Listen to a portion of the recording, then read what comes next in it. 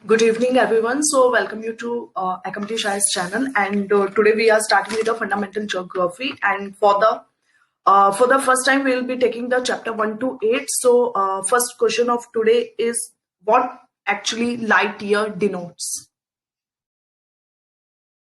Distance. Okay. It is used to denote the distance in the space. Okay. Nebular hypothesis theory. What is it? It is used to measure distance between two celestial objects in space.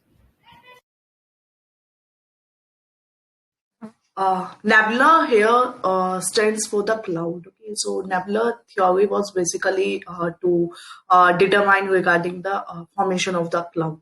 Okay, cloud is formed from the helium and the hydrogen gases. That is what I'm asking. And what is the Big Bang? In short, Big Bang?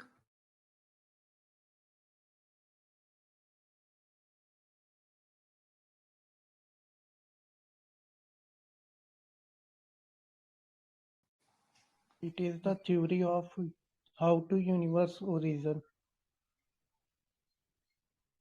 Yes, origin of the universe. Okay, so that is given by the Big Bang theory. What are the planetismals? This theory is given by Chamberlain and Moulton. It is also the hypothesis of origin of universe. A planestimal is actually a term, okay? Like for example, जैसे planets बने थे, तो planets बनने से साथ साथ में के small round bodies भी बनी थी, तो उसे planestimals बोला जाता है ना, मतलब like clump of the planets. जैसे एक planet होता है जिसका एक size होता है Jupiter, for example, Saturn is there, but वो actual planet नहीं होते हैं planestimals. उसमें क्या होता है small planets ना, like जो short and small round bodies होती हैं वो होता है planestimals. Okay. There is one statement, so try to identify, okay, is it true or not? So Jovian planets have the high density and the low gravity. True, false? It is false. So what's correction? तो यहाँ पे low density होती है और gaseous form में ये planet होते हैं ज्यादातर. Yeah, and टेरेस्ट्रियल वाले जो होते हैं वो हाई डेंसिटी के होते हैं. exactly, yes. यहाँ पे डेंसिटी हाई होता है एंड ग्रेविटी लो होता है जो टेरेस्ट्रियल होते हैं उसमें, एंड जॉवियन में इसका जस्ट इनवर्स हो जाता है, जो उसकी डेंसिटी होती है वो कम होती है and the gravity is high. Okay, can anyone name like 2 3 planets which are Jovian? And also, why it is called as Jovian?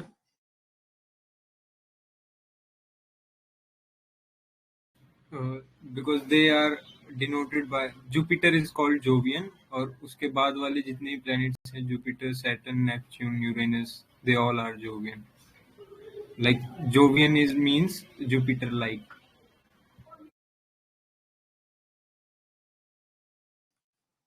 Correct. Okay, so Jovian इसलिए बोला जाता है because Jupiter like वो होते हैं, so that is why it is called as Jovian. And after that, all the planets beyond the Jupiter are the Jovian planets, also called as the inner planets. Okay.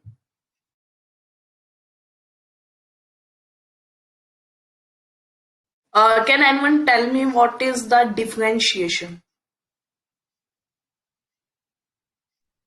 Differentiation में मतलब कि जो heavy वाले जो रहते हैं वो नीचे चले जाते हैं और जो लो मटेरियल्स वाले रहते हैं वो ऊपर रहते हैं.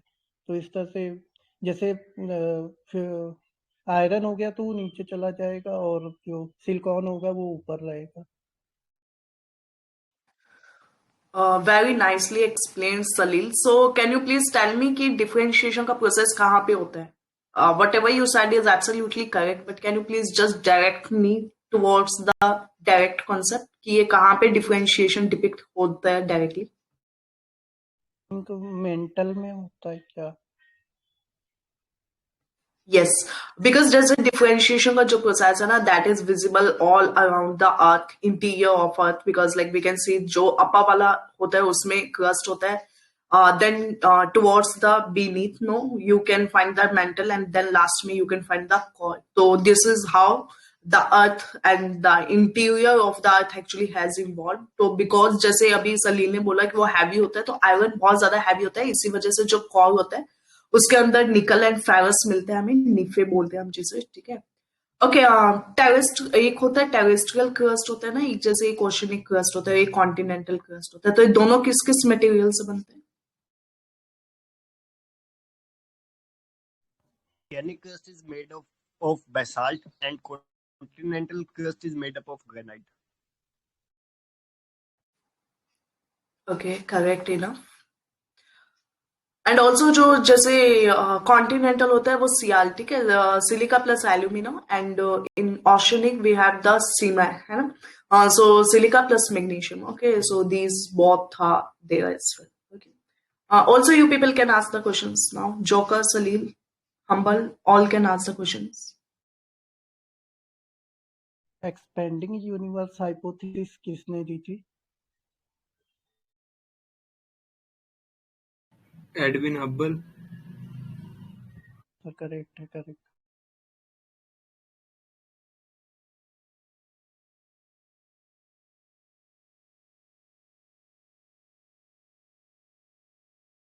What is the process of degassing?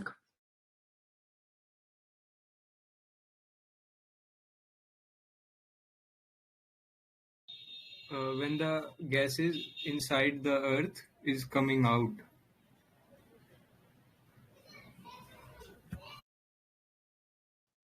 Yeah, correct. And like this is how the entire earth has evolved. Okay.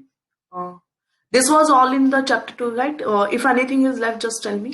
We can discuss, or else we move to next chapter. Chapter 2.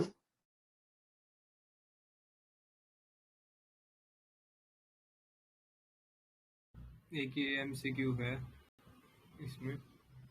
Which one of the following is not related to the formation and modification of present atmosphere? Options are solar winds, differentiation, degassing, and photosynthesis. Differentiation. Differentiation should be, because as we discussed, this is related to the interior of the earth, crust mantle core. हाँ, correct man.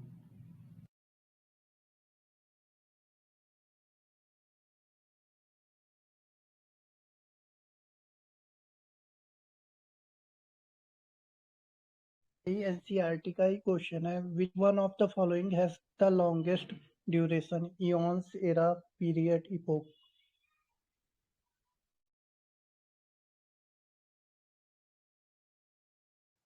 Epoch.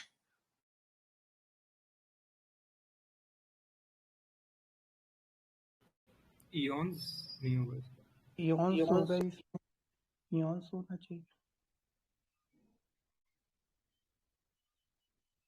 इनका ये sequence है, मैं बता देता हूँ. इयॉन्स, फिर era, फिर पीरियड और फिर इपोक.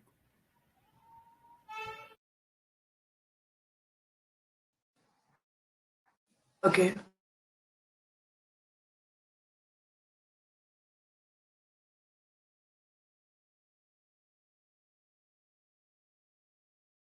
एक ये एक्रीशन प्रोसेस है, ये क्या होता है?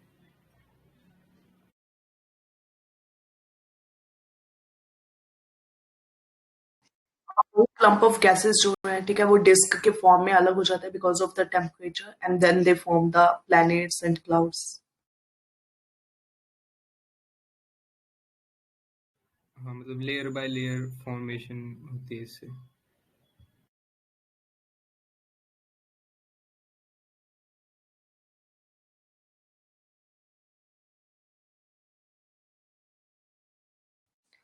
Energy is released at the point of the epicenter. True, false?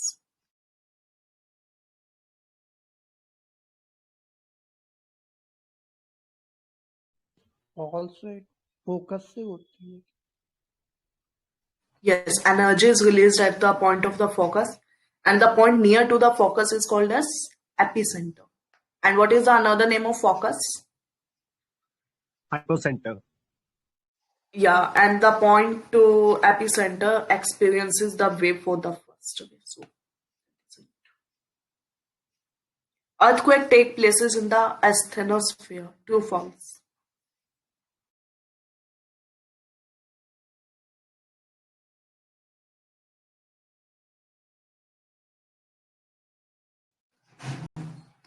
Actually, all earthquakes take place in the lithosphere, but जो magma वाला process होता है, that takes place in the asthenosphere.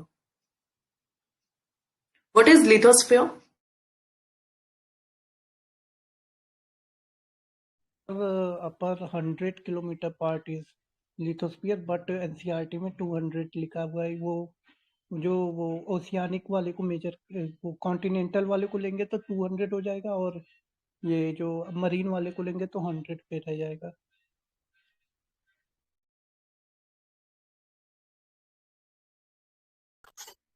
Crust और अपर मेंटल के कुछ part को मिलाकर lithosphere बोलते हैं। जहाँ तक सॉलिड पार्ट होता है वहां तक लिथोस्फीयर होता है।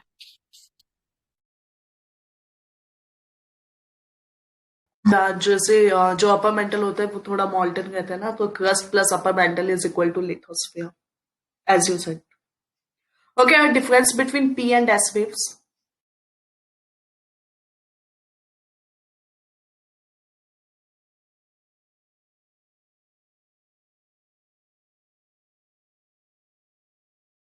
पी वेव जो होती है वो साउंड वेव की तरह रहती है, और एस वेव जो रहती है वो लाइट वेव की तरह रहती है। और पी वेव जो रहती है वो तीनों मैटर में मतलब की जा सकती है, और एस वेव तीनों मैटर में नहीं जा सकती, वो केवल सॉलिड मैटर में ही जाती है। Okay, in that case, shadow zone of which one should be larger? S का लार्जर होता है। हाँ, एस वेव का शेडो जोन ज्यादा Yes, होगा। yes. Okay, keep on asking questions. अच्छा, एस और पी वेव्स में से फास्टर कौन सी होती है? P P waves. Waves. P wave. अच्छा, एक और स्टेटमेंट बोलूंगा, ट्रू फॉल्स बताना। Body waves travel parallel to the surface of the earth.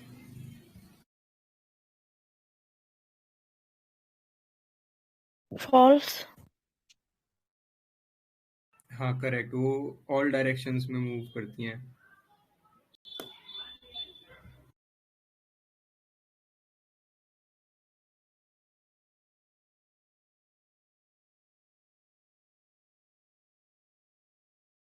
Batholith.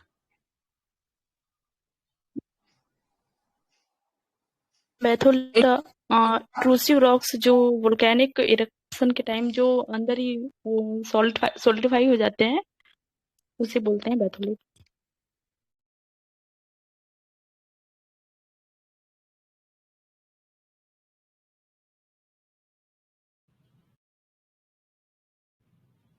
मर्कैली scale क्या होता है?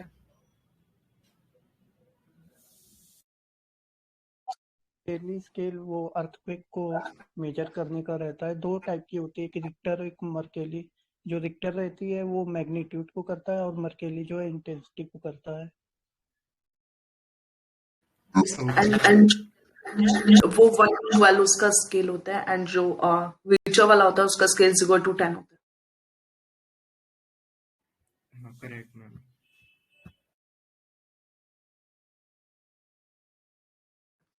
Shield volcano, composite volcanoes. Shield volcano जो फीसर इरप्शन होता है, जो बेसिक लावा हाउस होते हैं वो सिल्ड वोल्केनो फॉर्म करते हैं, और जो कंपोजिट वोल्केनो होते हैं वो बेसिकली एसिडिक लावा जो होते हैं उससे बनते हैं। सेंट्रल इरप्शन जो होता है, जो माउंटेन्स होते हैं वोल्केनो माउंटेन्स। करेक्ट. इसमें से लार्जेस्ट कौन सा होता है, एंड डेंजरस या मोस्ट एक्सप्लोसिव कौन सा होता है? एक्सप्लोसिव एक्सप्लोसिव सेंट्रल वोल्केनो होते हैं जो बेसिक लावा से बनते हैं, उनमें एक्सप्लोजन ज्यादा होता है क्योंकि एसिडिक लावा जो होते हैं उनसे बनते हैं ये।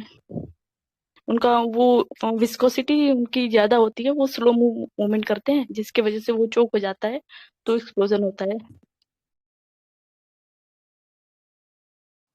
ओके, बट सी सबसे ज्यादा जो होता है ना वो कॉल्डेरा वाला होता है एक्सप्लोसिव, ठीक है। एंड ऑल्सो जो शील्ड वाला होता है ना वो थोड़ा कम एक्सप्लोसिव रहता है अनटिल एंड अनलेस उसमें वाटर है वो एंटर कर जाए, ठीक है। एंड जो एक्सप्लोसिव है कोलैप्स, वो जो कार्डेरा जो होता है that if in case it collapse तो वो ज्यादा डेंजरस हो जाता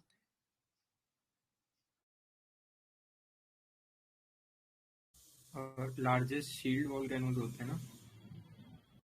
वो लार्जेस्ट होता है बिकॉज वही है ना, वो फ्लूइड बहुत ज्यादा होता है तो वो बहुत ज्यादा स्पेस में फैल जाता है, तो इस वजह से वो सबसे लार्जेस्ट होते हैं। Hawaiian is the best example for this.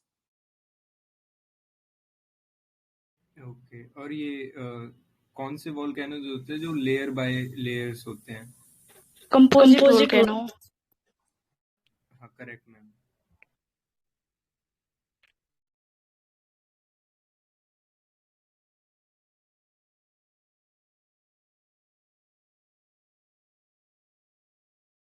जो अपने ये डेक्कन वाले हैं, डेक्कन जो ट्रैप्स हैं वो कौन से उसमें आते हैं? वो कौन से रॉक से हैं बने हुए?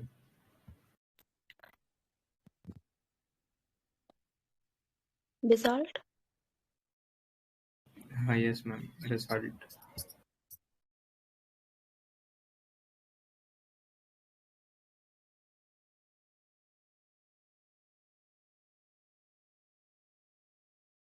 ये वोल्केनिक रॉक और प्लूटोनिक रॉक में क्या डिफरेंस है?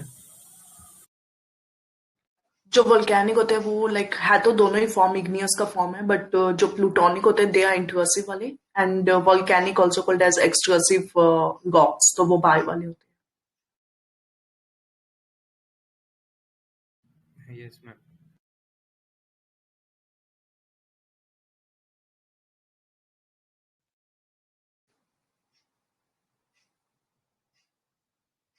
Okay, let us discuss first this one, igneous, metamorphic and sedimentary. 2 3 points for each.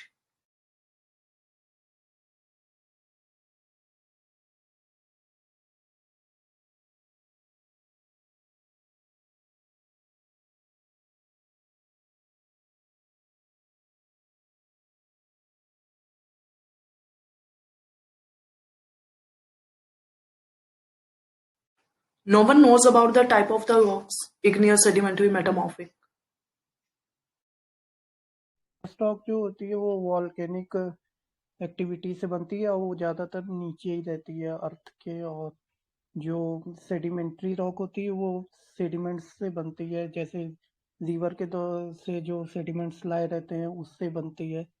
जो मतलब कि अपना प्लेन है वो सेडिमेंट से ही, सेडिमेंट्री रॉक का ही एग्जांपल है। और मेटामॉर्फिक रॉक जो है वो टेम्परेचर और प्रेशर में जो उसके चेंज के कारण वो मेटामॉर्फिक या इग्नियस का मेटामॉर्फिज्म हो जाता है, तो वो मेटामॉर्फिक रॉक बनती है। जैसे हो गया मार्बल,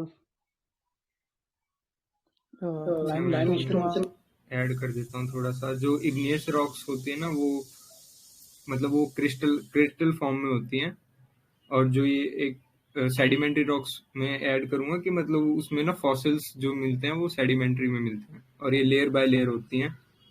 और इनका जो वो प्रोसेस होता है ना, उसको लिथिफिकेशन बोलते हैं। और ये मेटामॉर्फस में क्या, इसमें ना तो ये लेयर्स होती हैं इनमें, और ना ही कोई फॉसिल मिलता है।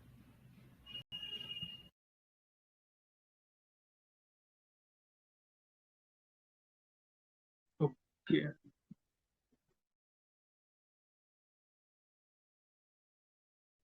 इग्नियस सबसे ओल्डेस्ट भी है। Igneous is the oldest rock इन तीनों में कैटेगरी में। इग्नियस के एग्जांपल्स हो गए ग्रेनाइट, बसाल्ट। और सेडिमेंट्री के हो गए सैंडस्टोन्स। और मेटामॉर्फिक के हो गए स्लेट वगैरह।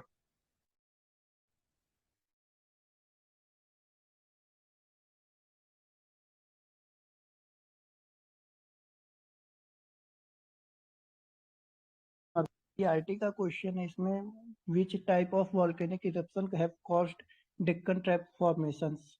Shield, composite, flood, caldera? Flood flood. Flood या फिशर इरप्शन भी कहते हैं उसको। हाँ, फ्लड। यस।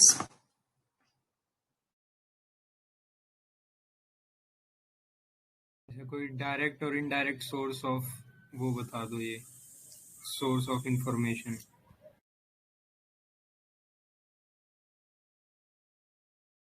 डायरेक्ट सोर्स में तो क्या वोल्केनिक एक्टिविटीज आएंगी एंड आ इनडायरेक्ट सकती है।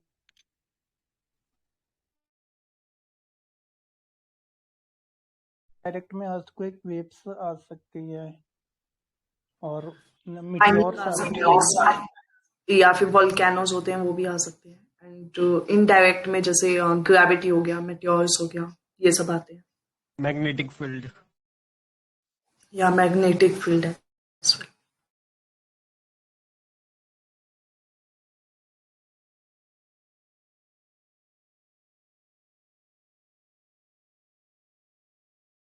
एक स्टेटमेंट है, temperature and pressure increases with the decreasing distance from the surface toward the temperature and pressure decreases with the increasing distance from the surface towards the interior in deeper depths. False होगा False. Because temperature increase हाँ temperature भी बढ़ता है और pressure भी बढ़ता है towards core interior of the earth. And density density also increases. That also increases. okay ma'am. Okay, now I think we should move towards continental drift theories, sea splitting and all that.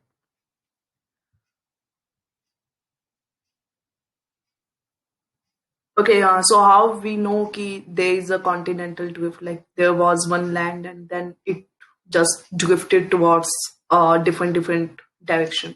How we know this?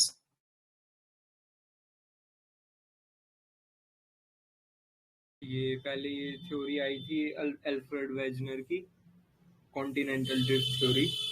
तो उसमें उसने बताया था ये कि मतलब 4-5 points दिए थे उसने। उसमें था कि ये जो कोस्ट लाइन है वो मैच हो रही है जैसे अफ्रीका और साउथ अमेरिका की, और दूसरा था कि जो फॉसिल्स थे वो अलग अलग कॉन्टिनेंट्स पे मिले थे सेम एनिमल के या स्पीशीज के, और तीसरा था कि जो एज थी रॉक्स की वो भी सेम थी काफ़ी सारे कॉन्टिनेंट्स पे, और चौथा था कि वो ग्लेशियल एविडेंसेस मिले हैं, मतलब ऐसे कई कॉन्टिनेंट्स थे जिस पे ग्लेशियर्स थे पहले, तो वो मतलब पहले अंटार्कटिका का पार्ट थे।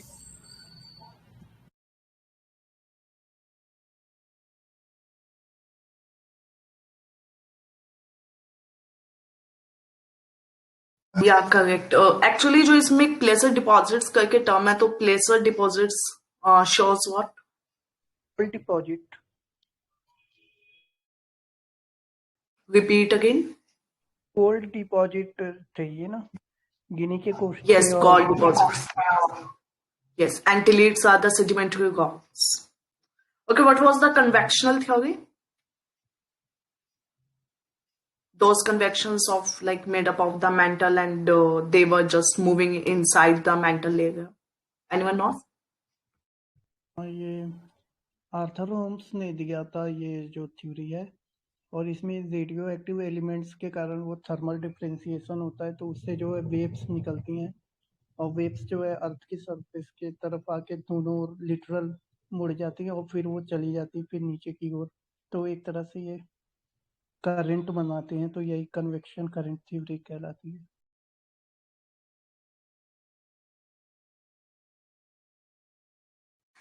Yes, correct. Okay, so there is one statement: oceanic layer means like oceanic crust is more younger than the continental crust. True, false? True. ये तो Correct. Okay, abyssal plains. What are the abyssal plains? abyssal plain is जो ocean का जो plain area होता है उसे कहते हैं, जो कॉन्टिनेंटल स्लोप के बाद पाया जाता है। Correct. And where do we find the minerals, basically petrol and all these things? Like these are concentrated in which region of the ocean? तो ज्यादातर शेल रॉक्स में पाया जाता है, उनके एंटीक्लाइन में। Yeah, continental shelf. Okay, thickness किसका ज्यादा रहता है? Continental crust या फिर oceanic crust? Continental crust. Correct. Okay, though UPSC never asked about these plates and all, मतलब आज तक नहीं पूछा, but still let us go through it. Okay, so there are 3 important plates, right? Juan de Fuca and Nazca plate, all these. Okay, so just remember the location of these plates, minor and major. Caroline plate, right? Where's the location of the Caroline plate?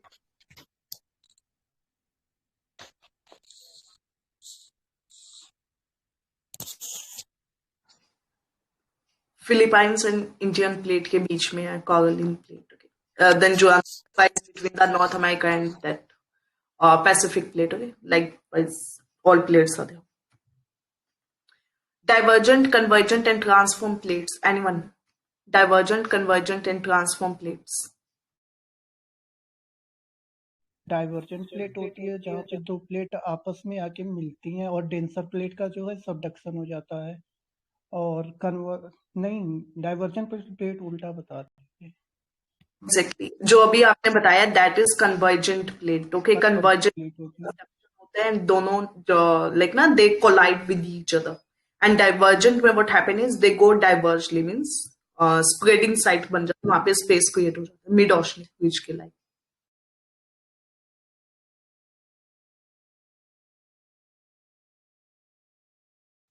Okay, any another thing in this chapter?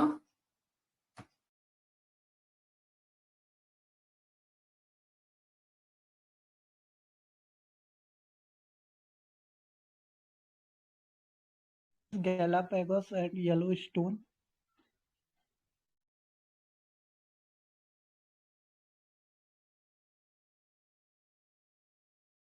Repeat again. Galapagos और Yellowstone क्या है? Okay, Galapagos are the islands around the Ecuador, and Yellowstone is the volcanic park in US.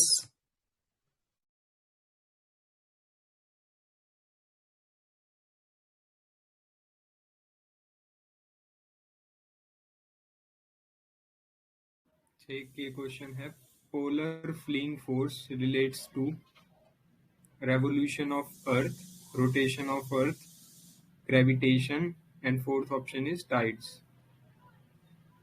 Rotation of Earth. हाँ, yes ma'am, rotation of earth.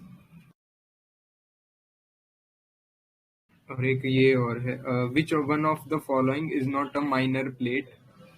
Arabia, Nazca, Philippines और Antarctica.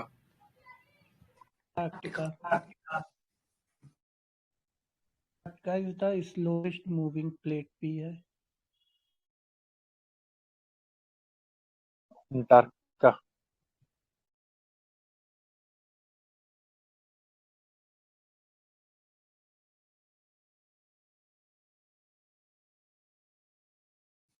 Okay, anyone of you have opened the book as well?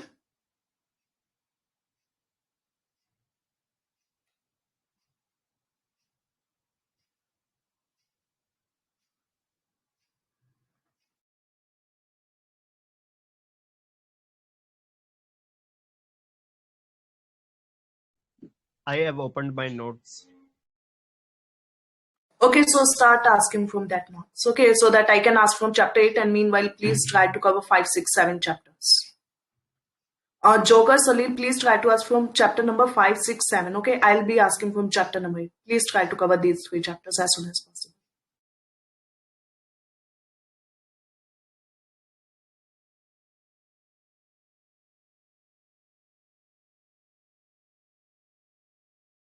What is the Karman line?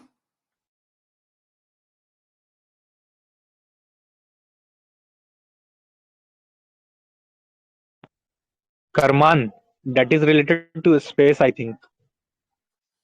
Yeah. So just a basic question Outer from you, limit like of outer होता limit है, of a space body, but space space tourist होता program. कहाँ तक है? होता कहाँ तक है स्पेस? मतलब if we Usually start consider usually consider करते हैं around 100 kilometer above the Earth's surface, I think.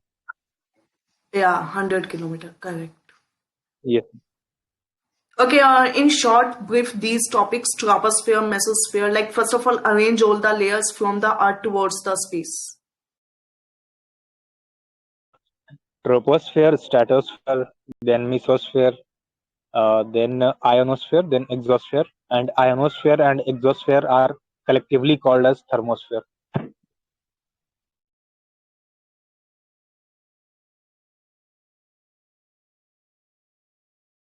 And oxygen is found till how many kilometers?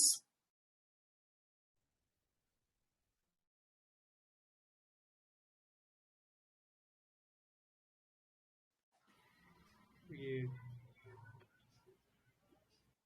Oxygen 120 तक कहता है, स्पेस का 100 होता है एंड ऑक्सीजन का 120 होता है. Though like these are the numbers, but just remember means 100 plus. Okay, just have a brief idea.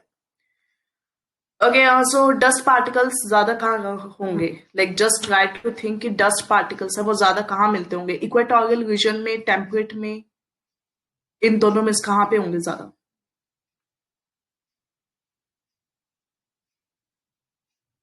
Temperate. या बिकॉज जो इक्वेटोरियल होता है वो बहुत ज्यादा वेट रीजन होता है ना, तो वहां पे वो इतना रह नहीं पाते हैं. ठीक है, so they are more found and prominent in the temperate and the polar zones. Okay, subtropical and polar के जो बीच वाला होता है वहां पे वो ज्यादा रहते हैं. ठीक है. Okay, so troposphere is more found in the poles than the equator. True false?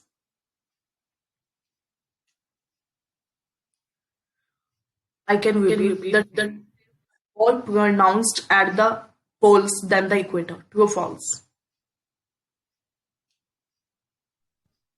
More found मतलब मैम मीन्स जो ट्रोपोस्फेयर है, ठीक है, उसका एक्सटेंशन ज्यादा होता है पोल्स पे इक्वेटर से. ये स्टेटमेंट सही है कि गलत?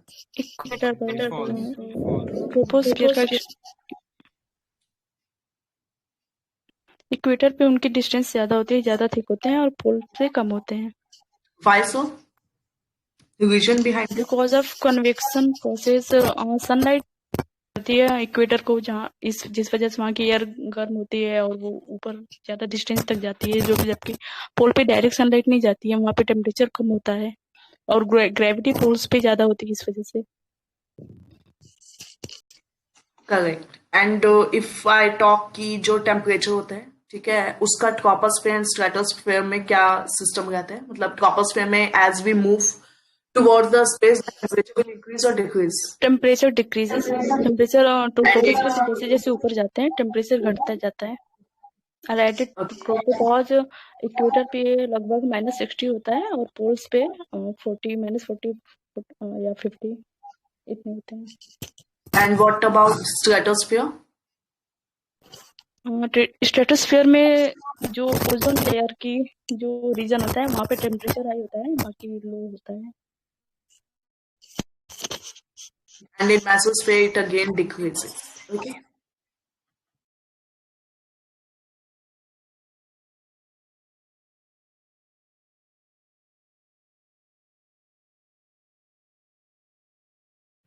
एक ही क्वेश्चन है. Which one of the following is not a sedimentary rock? Borax, breccia, illite, and marble. Glacier. That is igneous.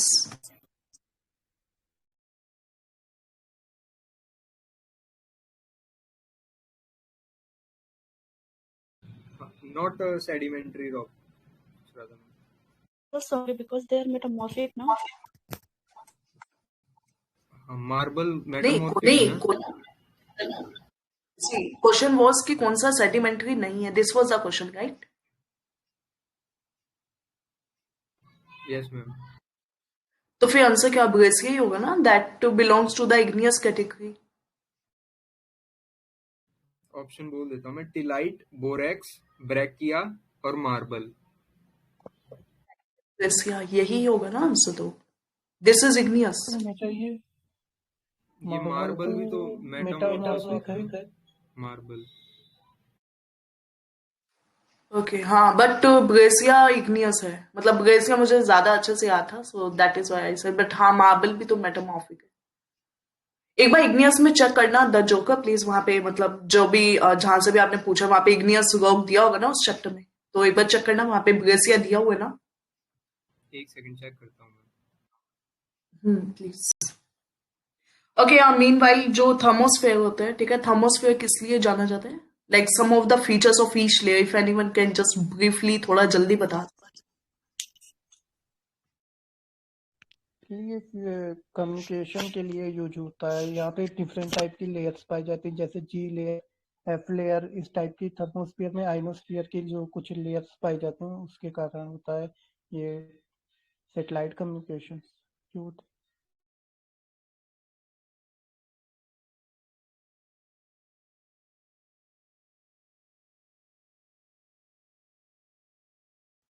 हाँ, did you find the joker? हाँ मैम, ब्रेशिया जो है वो इग्नियस है।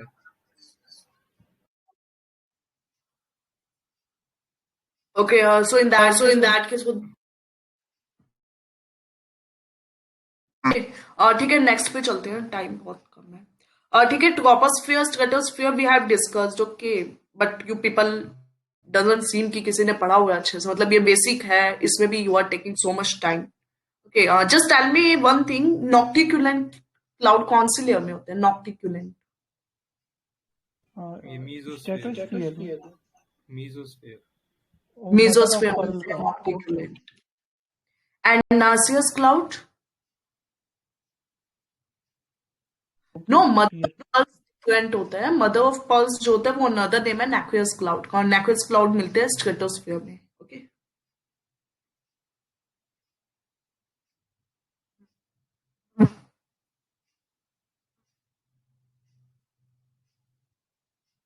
ओजोन कहाँ मिलती है, कौन से लेयर में कहते हैं ozone? Stratosphere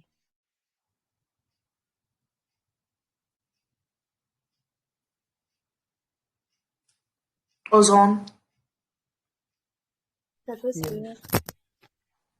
You, the people who are speaking, their voice is not clear. Three.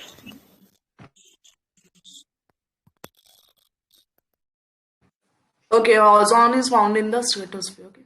So we have completed the chapter number 8 as well. If anything is left, just check out your pages.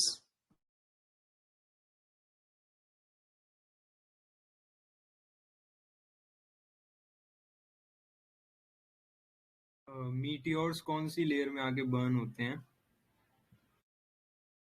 में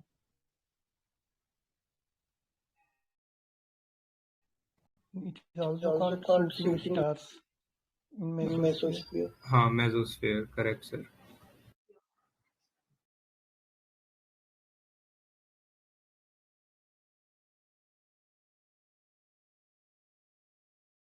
एक question पूछ रहा हूँ मैं,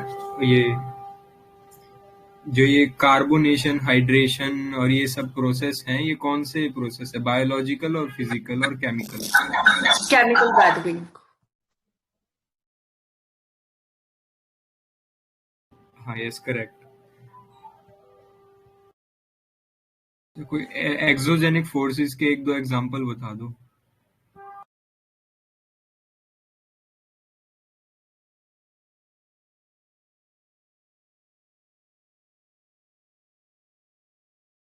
तो इसमें ये आ जाएंगे, ग्रेविटेशनल फोर्स आ जाएगा, और ये उसके अंदर ही ग्रेविटेशनल स्ट्रेस, मॉलिक्यूलर स्ट्रेस और टेम्परेचर, प्रेसिपिटेशन, टेक्टोनिक फैक्टर्स, ये सब आ जाएगा।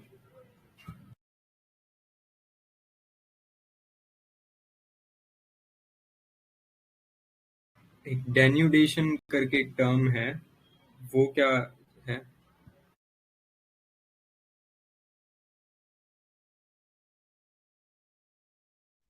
Erosion plus deposition. हाँ यस सर। वो मतलब ये सारे जो एक्सोजेनिक फोर्सेस होते हैं ना, उन सबको डिनोट करने के लिए डेनुडेशन बोल देते हैं, वही जो आपने कहा।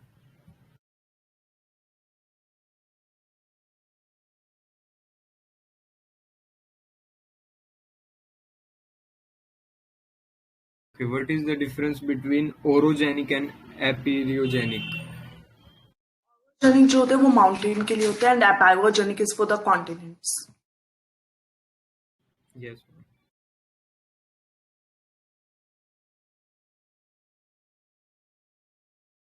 एक्सफोलिएशन क्या होता है?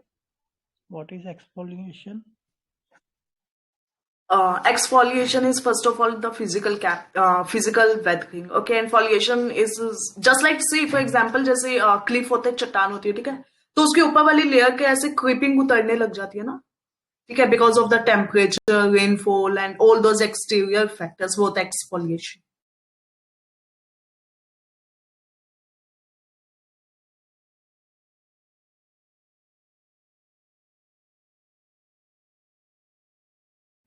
Biomes and biodiversity is the result of weathering. True or false?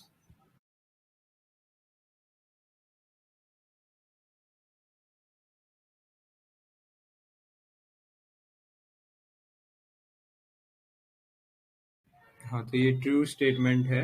जो बायोम्स हैं और बायोडाइवर्सिटी है वो रिजल्ट है इसका, क्योंकि उससे पहले फॉरेस्ट बनता है, वेदरिंग से सॉइल फॉर्मेशन होती है, उसके बाद फिर ये डेवलप होते हैं, तो उसका ही रिजल्ट है.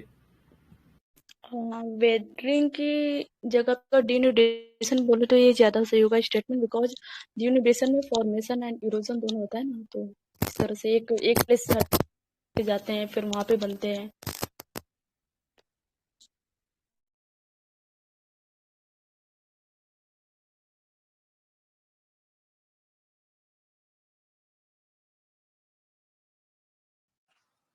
ओके, और डेन्यूडेशन वाले चैप्टर में और कुछ है क्या? है तो प्लीज कंप्लीट फास्ट. आगे नेक्स्ट चैप्टर पे चलते हैं, फिर वो आगे लैंडफॉर्म्स भी हैं, टाइम लगेगा उसमें. डेब्रिस एवलांच होता है, ये कौन सी टाइप है? स्लो मूवमेंट या rapid movement? Rapid mass movement और slow mass movement? Rapid. Slow में दो ही होते हैं ना, if I am not wrong. एक होता है सोली फंक्शन होता है, और एक सेकंड वन इज क्लम्प होता है ना, ये दो स्लो में रहते हैं. बाकी जितने भी होते हैं ना ऑलमोस्ट, जैसे मड फ्लो, स्लो में मैम क्रीप और सॉलिफ्लक्शन, और रैपिड में ये है earth flow, mud flow, debris avalanche. और जो स्लम्प था वो लैंडस्लाइड में आ जाते हैं. 3 स्लम्प, डेब्रिस स्लाइड और rock slide.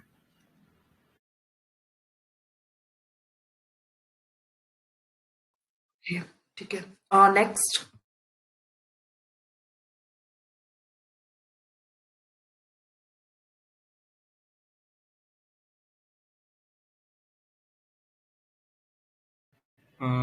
Which one of the following process is a gradational process?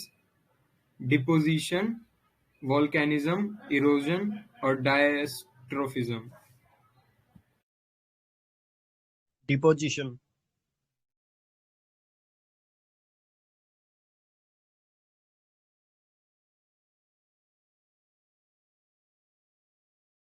इसमें इरोजन है सर, इरोजन.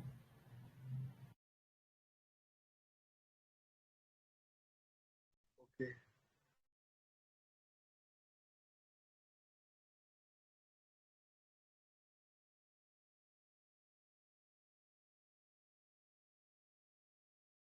ये है 2 टर्म्स हैं, एक्सफोलिएशन डोम्स और एक्सफोलिएशन टोर्स. तो ये कौन से प्रोसेस से बनते हैं, मतलब कौन सा अनलोडिंग से बनता है और कौन सा एक्सपेंशन से?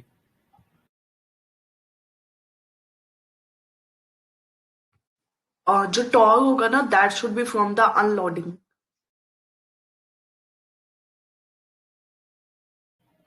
इसमें मैम ये जो एक्सफोलिएशन डोम्स है वो है अनलोडिंग, थर्मल अनलोडिंग, और जो एक्सफोलिएटेड टोर्स है वो है थर्मल एक्सपेंशन से.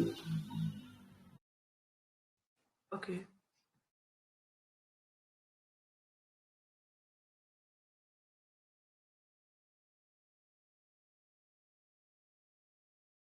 अच्छा, एक ये स्टेटमेंट है, red color of iron upon oxidation turns to bluish gray and greenish. True or false? True. ये false है मैम. जो ऑक्सीडेशन होगी तो ब्राउन या येलो कलर में चेंज होगा, रेड कलर ऑफ आयरन, और अगर रिडक्शन होगा तो ब्लूइश और ग्रीनिश में होगा.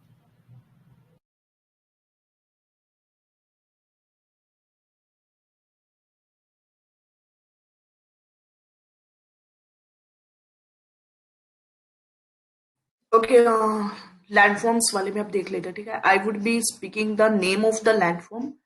सो try to identify first of all कि कौन से रीजन का होगा, and then if you can identify erosional and depositional, so that is really well and good. Okay, so first one is mesa and ब्यूटे.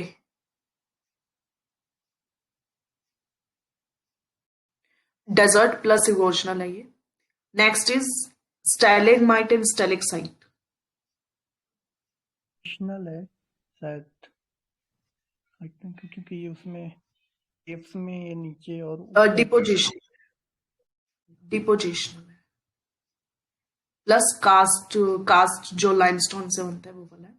Then sinkhole, pavement, lapies, limestone, ये सभी erosional है karst के. And then we have doline. Doline कैसा होगा? Erosional plus karst. Barchan and बजाडास.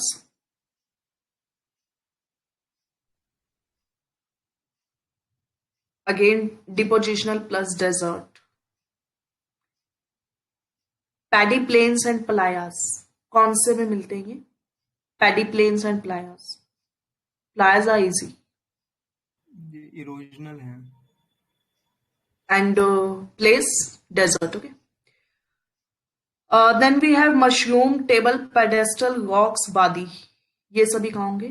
Desert में ही होंगे again, ठीक है, क्योंकि मशरूम है. एंड वादी, these all will be belonging to the erosional वाला जो portion रहते हैं. then टम्बोलो and spit. Marine plus deposition है. बे, लैप्स एंड सी केव, ये कौन से हैं? इरोजनल की depositional. Bay, capes and sea waves. Sea caves, capes and bay. Erosional. Yes, और erosional plus marine. Okay, next one is cirque, col, tarn lake.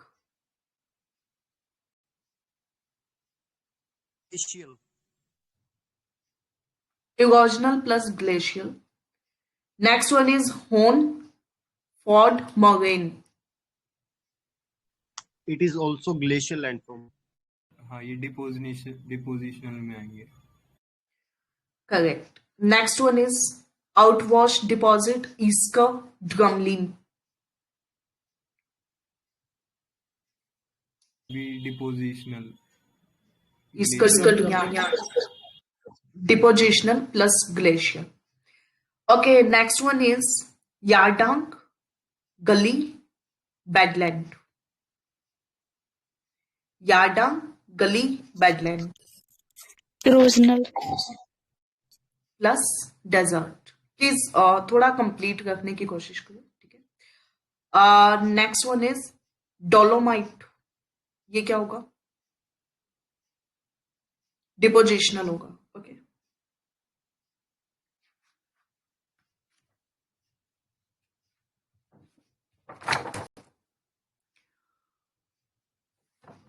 और कोई land form है जो बच गया है, मतलब लाइक आई स्किप्ड एनीवन?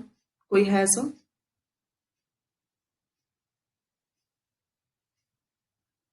वो ले प्लंज ले। पूल्स और प्लंज पूल्स. या प्लंज पूल जो है वो इरोजनल हो जाएंगे. हाँ, yes ma'am. And tidal, inlet, lagoon, bay, barrier, beach, ये सभी डिपोजिशनल है. Okay, blowhole, spouting horns, terrace, sea cave, sea cliff, ये सभी जो है इमोशनल हो जाएंगे। मीन्स बेसिकली लाइक ना, इसके लिए the best way is just watch any documentary या कोई जैसे कोई भी एडिशन देख लेना एक ऑनलाइन पीएमएफ या ऑल के। तो वो क्या है, शायद ना पिक्चराइजेशन करके दिखा देंगे एनिमेशन वे में, थोड़ा सा इजी हो जाता है याद करना। ठीक है, जैसे प्लंज पूल होता है ना, तो प्लंज पूल में क्या होता है बेसिकली, वाटरफॉल से नीचे ना लैंड जो होता है सरफेस होता है, उसमें हॉल ही होल हो जाते हैं, मतलब ना लाइक जगह जगह होल हो जाते हैं उसमें। तो अब बेसिकली होल है तो इसका मतलब कुछ ना कुछ चीज है वो टूट गई है वहां से ना, तो इवर्जन हो गया, तो वो थोड़ा इजी हो जाएगा basically।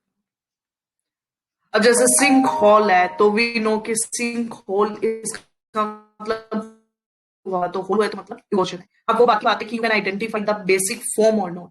Okay, but eversion and depositional कई बार ना इजीली आइडेंटिफाई किए जा सकते हैं।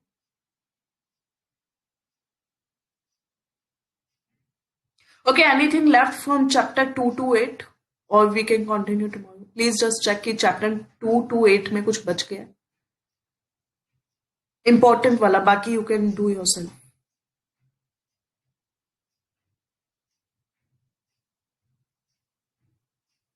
भाई के क्वेश्चन पूछ लेता हूँ। विच one of the following is not a single element mineral? Gold, mica, silver and graphite.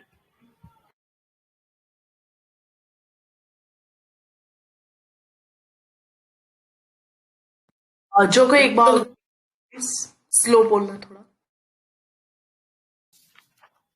Which one of the following is not a single element mineral? Gold, silver, mica or graphite?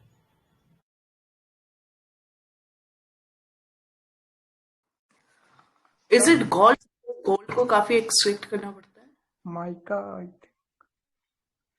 हाँ, mica है ma'am इसका answer. वो mica में potassium, aluminium, magnesium, iron और ये सब मिलके mica बनाते हैं। Correct, okay.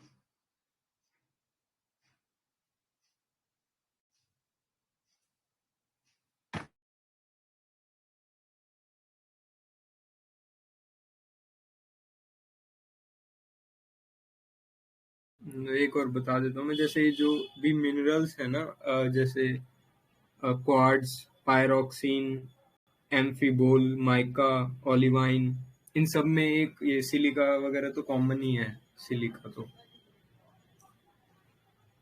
मतलब ये जो सारे मटेरियल्स हैं इनमें एक से ज्यादा मिनरल्स मिलेंगे।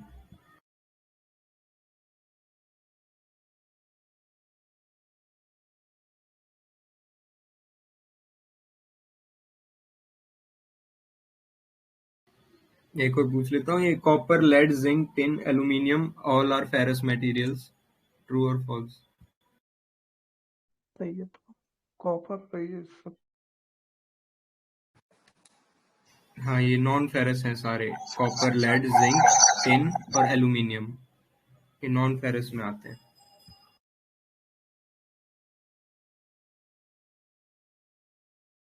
और सीमेंट है वो नॉन मेटेलिक में आता है। बिकॉज मेटेलिक होने के लिए 2-3 properties are required, like malleability होना चाहिए, डक्टिलिटी, सोनोरस होना चाहिए, lustre is also like that should particular material should be lustre enough. It is Moho discontinuity. Moho discontinuity क्या होती है? जो इसको लॉ क्रस्ट को अपर मेंटल से अलग करता है, दैट इज महाविक। और बेटर से जो क्रस्ट को मेंटल से अलग कर देते गुटेनबर्ग गुटेनबर्ग डिसकंटिन्यूटी। हैं। जो लोअर मेंटल को लोअर मेंटल को जो लोअर मेंटल को अपर कॉर से अलग करता है, आउटर कॉर मतलब आउटर कॉर से जो अलग करता है वो होता है गुटेनबर्ग। एंड लेमन होता है वो लास्ट वाला होता है जो कोर के 2 पार्ट को आपस में अलग करता है।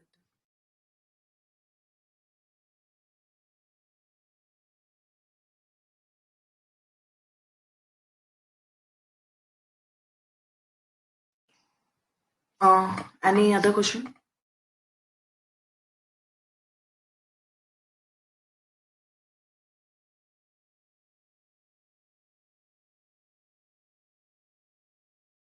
Okay, then I guess we have completed. Okay, so for tomorrow, chapter 9 to 16.